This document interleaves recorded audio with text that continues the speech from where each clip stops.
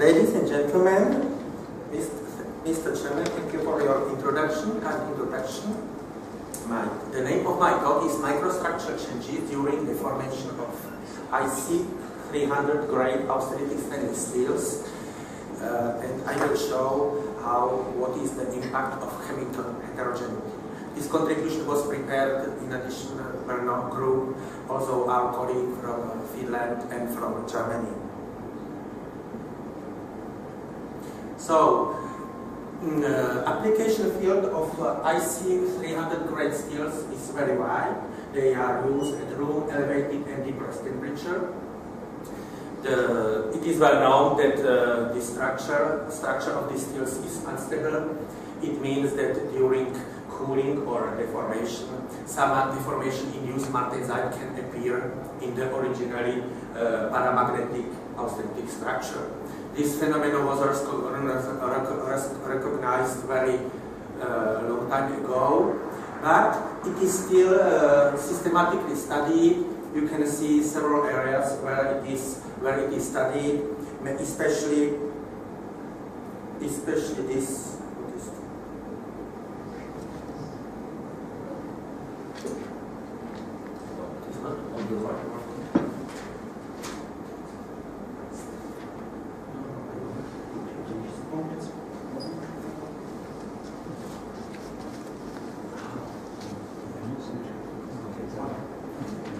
So, especially the role of the deformation-induced martensite in hydrogen embrittlement or in a grain refinement via so-called martensite to austenite reversion.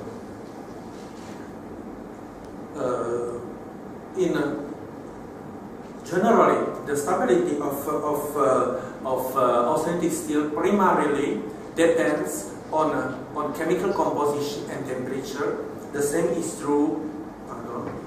The same is true also for stacking form energy. Although very rare works indicated that there is a prominent role of local chemistry on deformation-induced martensite formation, it is in majority studies, abundant studies, these factors either simply overlooked or not detected due to incomplete structure characterization. So thus only nominal chemical composition of these steels is typically considered. So objectives of this work is to show how the relatively small but specific variation in chemistry of broad, not cast but broad, austenitic stainless steels can have an important effect on the mechanical stabilization of the structure. This I will demonstrate on 3 working examples on a low cycle fatigue straining of 304 and 316L steels, on tensile behavior of 316L steel at depressed temperatures, and also on the production of UFG ultrafine grain structure of 301 Lm steel via reversion. I will show that the structure of broad austenitic steel is never chemically homogeneous, and there are some chemical banding due to complex solidification behavior. And I will also highlight areas where it should be further neglected. So, only very briefly, because due to lack of time, I cannot show all details. So, for microscopic observations, the specimens, it is very important to wear spark erosion sections to avoid any additional deformation-induced martensite formation. It was mechanically and electrolytically polished. Primary technique for detection of deformation-induced martensite was called etching, so-called Roman 2 for deformation-induced martensite, and Lichtenegger-Blech Roman 1 for chemical heterogeneity. Some additional observations were done using electrochemical contrast imaging technique and the electrochemical diffraction technique. So firstly, I will show results for low cycle straining of 304 and 316 steel at room and depressed temperatures. If we look, this figure shows longitudinally sectioned specimen. This is principle, correct? And the specimen was fatigued at -40 degrees C with constant plastic amplitude up to to the end of fatigue life. At this temperature, we can detect small dots, which represents deformation-induced martensite, but only close vicinity of principal cracks.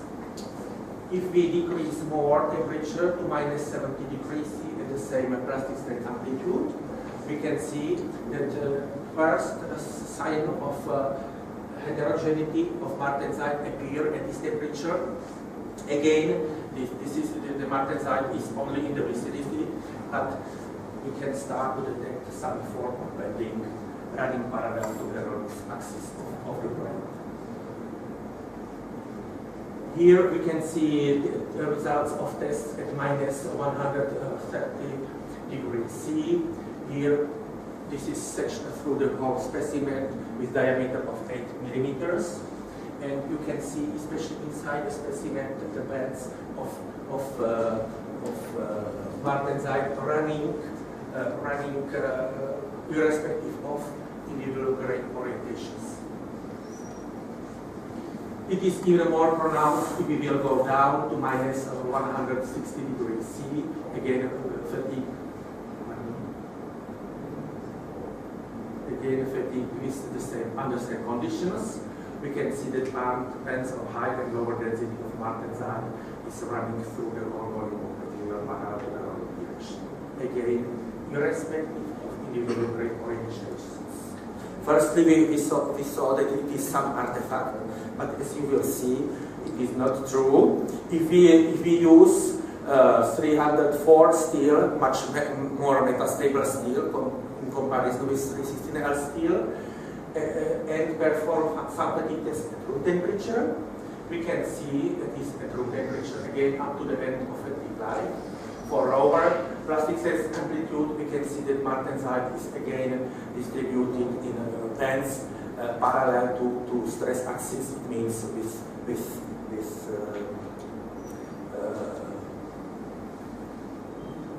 axis of the bar from which the specimen was fabricated. At higher plastic stress amplitude, the bands are more pronounced. Again, we can see that they are running the structure irrespective of individual grain orientations. There is a detail, more finer detail obtained with color etching with Berhan 2. It is the same area is shown was obtained using channeling contrast imaging technique. We can see really this is martensite. This is heavily deformed austenite, martensite, austenite. If we look, if we perform across these features, it means across these bands, chemical analysis for this we used energy dispersive spectroscopy. We can see that characteristic variations, especially in chromium, nickel, and manganese, can be detected. Generally, we can detect high-density strain-induced martensite bands, which correspond to areas of low nickel and high chromium, and very low-density strain-induced martensite bands, which corresponds to the areas of high nickel and low chromium. As I highlighted, the stability is primarily a function of temperature and chemical composition at the start of my talk. If we look in the previous slides, we could see that bands are always on longitudinal sections. We always detect or observe only bands if we perform cross sections. So now we are viewing from the cross sections. We can see that the distribution of martensite is dependent on the semi-product steel form. In case of bar, it is with 304 steel. We use bar, so we can see some amoeba shape structure. And in the case of plate semi-product steel form for 316L steel, we can see some bands. Again, in both cases, they are running parallel with hot and cold working. It means with specimen's first axis. Now I will show very shortly results for case 2, tensile behavior of 316L steel at depressed temperatures, where I will compare the central and peripheral area of bar product. Generally, it is claimed that chemical heterogeneity is present in all products. It is not full true.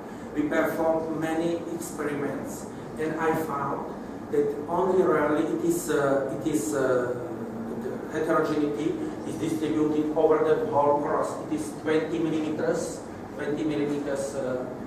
cylindrical in diameter rod, and this the second example is 316L steel of diameter 22, and in majority cases the very pronounced segregation is present only in the central part.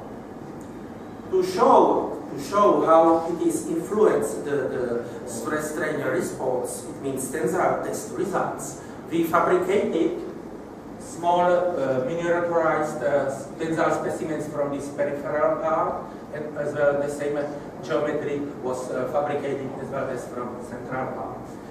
As you can see, the tensile tests were performed at -50°C with very small strain rate to avoid some adiabatic heating. These conditions are typically used in hydrogen embrittlement studies. Unfortunately, we had no possibility to perform such tests in environmental hydrogen.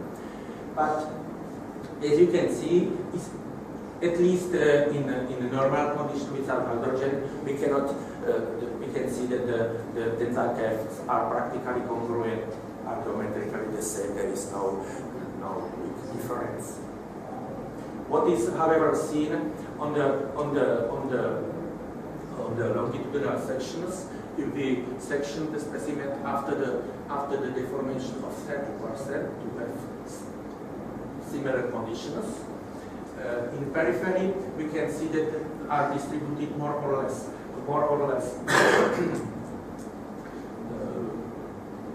homogeneously, but in the central part we can see have a very densely populated bands of these darker bands are martensite, and these lighter bands are heavily deformed austenite. So again, if we perform some chemical analysis, we can see here graph chromium and nickel for periphery and central part of the bar. And from the data, not only from chromium and nickel, but also from molybdenum, manganese, silicon, etc. And if we will compute so-called martensite deformation temperature according to Pickering, we can see that the average temperature is nearly the same, but we can see that for periphery, for the center, we can detect very small but important variations in this temperature, which indicates that the structure has different level of metastability. Now, case 3, production of UMG structure. So it is produced via cold working. It means at the start we have metastable stainless steel. We perform cold working, and there is reversion annealing, and at the end we obtain finally very fine structure. If we look on the after cold rolling, if we section the specimen and we will view from the cross section, we will see the structure is heavily deforming the bands of martensite, and this lighter feature is again austenite. From the view of the surface, we will see totally different features, the same features but in slightly different dispersion.